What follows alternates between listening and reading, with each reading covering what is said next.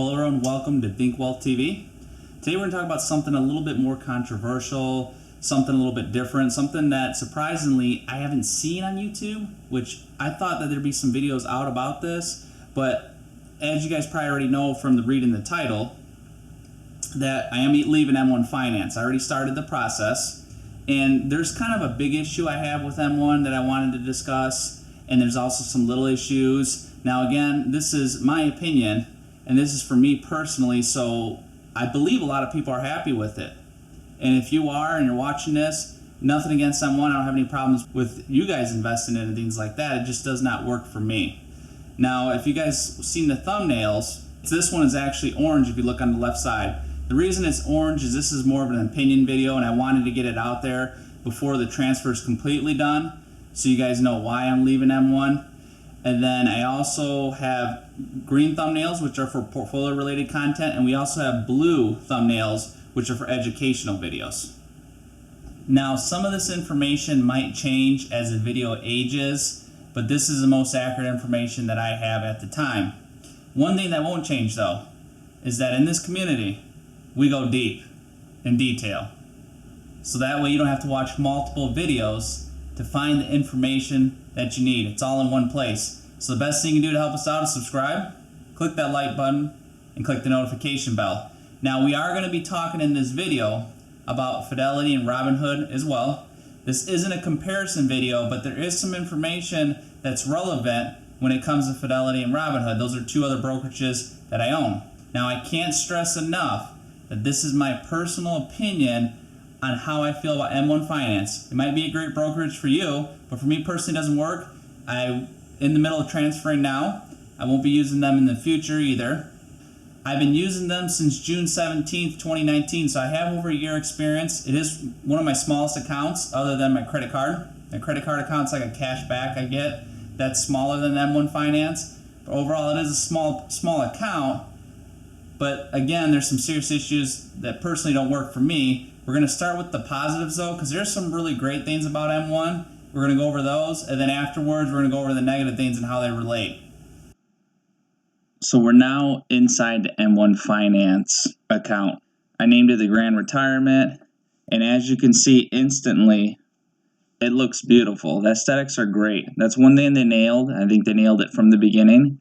And it's something they could change though, so unfortunately they do not, but from an aesthetics point of view, it looks great. If you look at the balance, you can see it says the $5,731. For some reason, they don't add the cash, so that's something which I wish they kind of put. I mean, if you add them together, it doesn't equal $6,131, so I'm not sure if there's dividends coming in or something like that. That's why it's showing that. But on the mobile version, it does actually show, if you click in the left-hand corner, it adds them together and it says I have $5,996.13. But going back to the positives, it looks great. And we scroll down, it uses a pie system and it's interactive. You can just move your mouse over, the same thing on your phone. It's just great. It shows if you're overweighted in anything, if you're underweighted. It's just ingenious the way they did it. You're basically building your own ETF, which is nice because there's no expense ratio since you're building it. So let's say you're not sure what stocks to buy. You don't know how to make your pie. Another thing you can use is their expert pies. So they have these made up for you that you can use. And they show 7 here, but you can actually click on them. Like let's say you want income earners. You can click on that and it shows a different one. Some have more than others. This one only has, looks like 6 inside of here, but some have quite a few more. But it's just really nice. They can do all the work for you. And you can check out, looks like the performance, what the risk's at. You know, it looks great. It's really simple. It's really nice for someone that's completely passive. They don't even want to pick their own stocks. You can also share pies. So if someone else has a pie that you like, you could use that if they're sharing it. You can also make your own pie and you can share it with others. They're really neat features that I enjoy. It's also very modern, especially with the way it's able to share, the way it works. It works really well on a PC. It's very clean, very streamlined. There's not a bunch of things I have to click. You're just right there. Same on your phone. It works great for mobile. Now, as you can see here, over to the left, they do use a trading window. Starts at 9:30 a.m. You know, that's negatives for some. We'll talk about that in the negative section. but it's also positive for others because there's some people that don't need to control their portfolio. The less they can control, the better. It's harder to panic sell, and it's also harder to FOMO buy when you have a trading window. Yeah, you can place an order right away, but then you have time for it to sink in, and you can change your mind and cancel as long as it's before 9:30 a.m. That's a plus for some, a negative for others. One thing I really have to hand at them one, which stands out to me, is their borrow. Their borrow is fantastic. I mean, 3.5%, that's phenomenal. And then if you have the M1 Plus, it's 2%. 3.5% alone is great. 2% is kind of insanely low to get access on your funds. You could buy a lot with that. If you build your portfolio big enough, I mean, in a sense, you could buy a house at 2% interest if you had enough money in there, which is insane. And they have like a little pictures down here, different ideas you could use the money for. But it's really neat. I have to hand it to them, and the interest is just phenomenal. Another thing that's really nice about M1 is the auto invest feature. You can just turn it on there, and the way you have your funds allocated, to automatically start distributing money. So any funds that you're overweight in, they won't add money to, but anything you're underweight, they'll start adding funds to get it up to the correct allocation that you set. Very passive, automatic. It works great, very smart. I do enjoy that. So when it comes to the different types of accounts, M1 has quite a bit.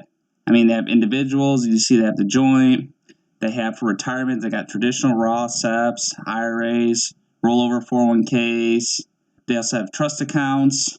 They have a lot of accounts, especially if you compare it to like a rival like Robinhood. Robinhood only has an individual brokerage account. In comparison, though, if we look at Fidelity, we have brokerage accounts, cash management accounts, brokerage with cash management, the Fidelity account for businesses.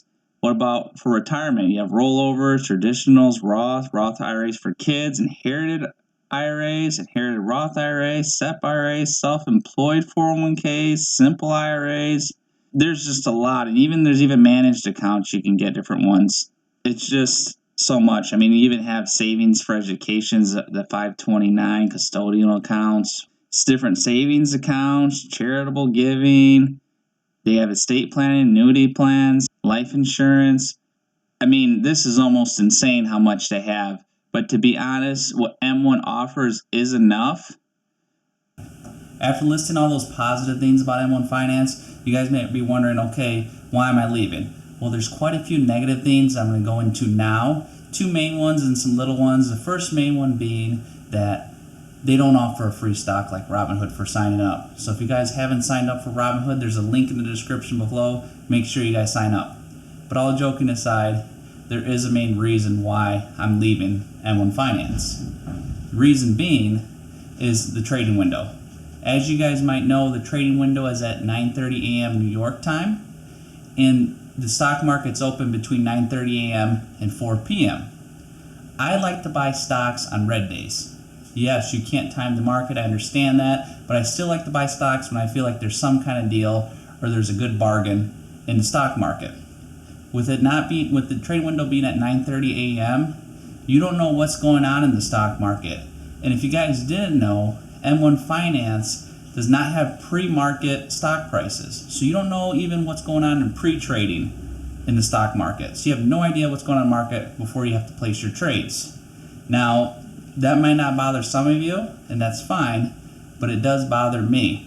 Now, some of you guys that are watching this might think to yourselves, okay, there is another trading window available, and yes, there is. It's at 3 p.m. New York time. Now, the problem with that is you have to sign up with M1 Plus to get access to the second trading window, and M1 Plus is $125 a year. There's no monthly subscription. It's a $125 yearly fee. At least with Robinhood, there's a monthly option, but also with Robinhood, it's $5 a month. So it's quite a bit cheaper. If you do the math, that's $60 a year versus $125 a year. And another thing is that the busiest time to buy stocks is at 9:30 a.m. in the morning. Okay, so why does M1 Finance choose 9:30 a.m., you might ask? Well, one of the ways they make money in M1 is that they do order flowing through third parties. So you're not buying your stocks directly from the New York Stock Exchange, you're buying them through a third party. Now, that's not a super big deal except that they bulk all the orders together. So what happens is they're saving money on that end because they're not having to pay for all those different orders happening throughout the whole day. It's all placed at once, so they're saving a lot of money there. But also, since they're picking the busiest time, they're getting the top dollar for order flow. And then they're also, too, which is, I think, personally bad, is not only getting top dollar, they can sit on those trades for as long as they need to. So to get the top dollar on their end for profits. Now, Robinhood does this too, and for my opinion, it seemed like when this came out, they were getting some flack. They were making like maybe a penny. Somewhere I read that off of $100 they make 2.6 cents. And mind you, Robinhood, when you place a trade, let's say it's a market order trade, it doesn't sit there for 30 minutes, 45 minutes, how long it takes for the trading window, for example, to go through. It gets filled instantly. But yeah, they might make a couple pennies. But the thing is, with M1 Finance, they're probably making quite a bit more. And if you're curious what the second busiest time is, it's 3 p.m., which is just ironic that those are the two trading windows that M1 offers. So if you don't want the first trading window, the 9:30, which is the most volatile time to buy stocks, which should be the most profitable for M1, you can get a second option with a membership. And it ends up being the second worst time, but I get it. They're trying to get memberships. Businesses seem to be a big push right now with businesses in general to make money from memberships, because memberships can be very profitable. So I understand that, but it just kind of sucks that they market M1 in the trading windows as being for long-term investors, not the traders. But the reality of it is that they're on pure profit. That's what it's for. A trading window is not for you can be a long-term investor, which is great. That's what you should be, but it's so they can get the max profit possible from you, at least in my opinion. If they really wanted to be long-term and help people out, the trading window that's free would be at noon. That's when the stock market's slower. You can know what's going on in the stock market. You can feel comfortable placing those trades, things like that. Maybe you could do it on your lunch break. You could get a trade placed in there. That would be ideal for the actual customer, but they don't do that. They also make money off of uninvested money that you have, money that's just sitting in your account. They will make interest off of that by investing it through banks or something of that such. I understand that. Most people do it. Schwab, Fidelity, Robinhood, I believe.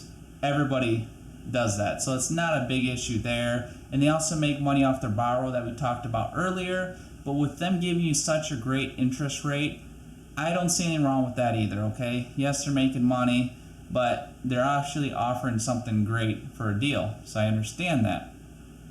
Now, I don't think the trading window will be going anywhere, ever with M1. It's probably here to stay. So what that means is more than likely it'll never be options. I don't know how you'd have options with a trading window. You can make a lot of money with options, more than you can make through dividends, and you can combine both strategies together. That's what I do. I'm primarily a dividend investor, but I also make a decent amount for my premiums. Now, something else to remember, I don't know if I clarified this enough earlier, but Robinhood and Fidelity both don't use trading windows. And Fidelity doesn't even use the order flowing, so your orders get filled faster and even cheaper the stocks are now. It's only by a couple pennies in my opinion, but it is quicker and cheaper with Fidelity, but not by much. There's also the Robinhood crash. So if you guys remember that it happened a few months ago, that there was this crash with Robinhood. It lasted basically the whole day, and then it was out basically the whole next day as well. And I did see a lot of comments where people said, well, M1 didn't crash, neither did Webull. Webull's quite a bit smaller, and yes, Robinhood shouldn't crash, and yes, I was very upset about Robinhood crashing, but the M1 compared to Robinhood is just like comparing apples to oranges. How can you crash when you have a trading window? So they had very high volume at Robinhood, and every broker did.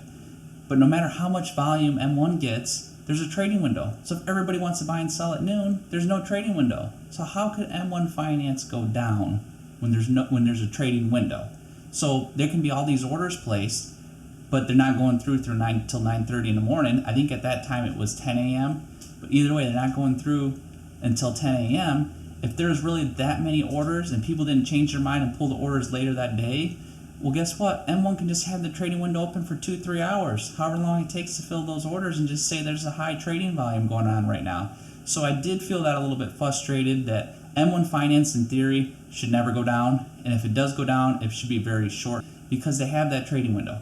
So I guess that could be a plus in some aspects. You won't have to worry about them going down. But if you go with a main broker like Fidelity or Schwab, you probably won't have those issues either. If it does, it'll be very brief.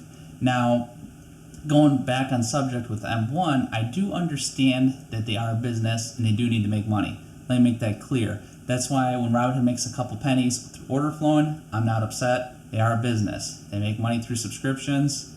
I'm not upset. They are a business. But I do feel like M1 Finance kind of nickels and dimes their people.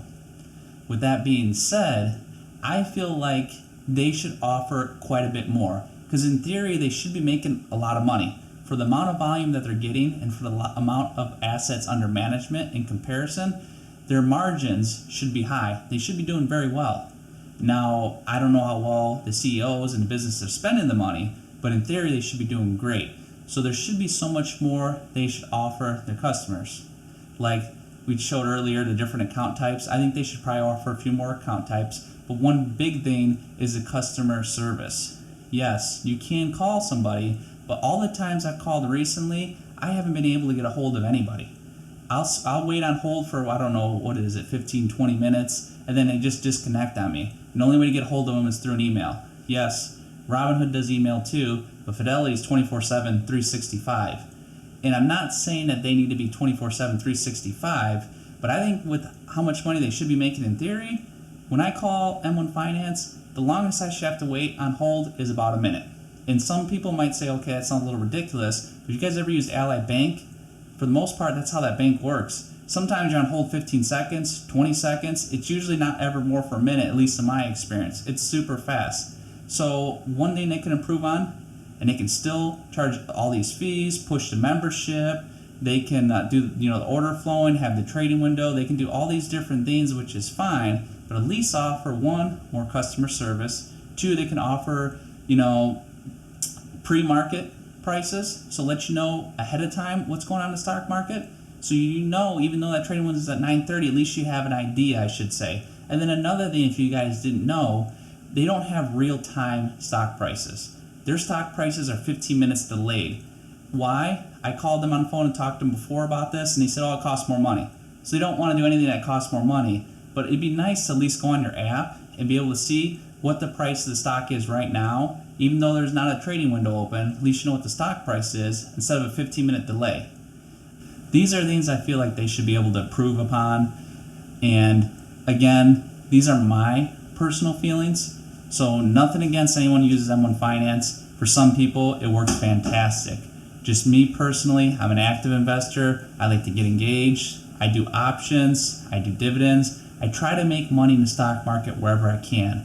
So if I do see a heck of a deal somewhere at 1 o'clock in the afternoon, and I want to buy at 1 o'clock in the afternoon a certain stock, then I want to be able to execute it. And with M1, I can't do that.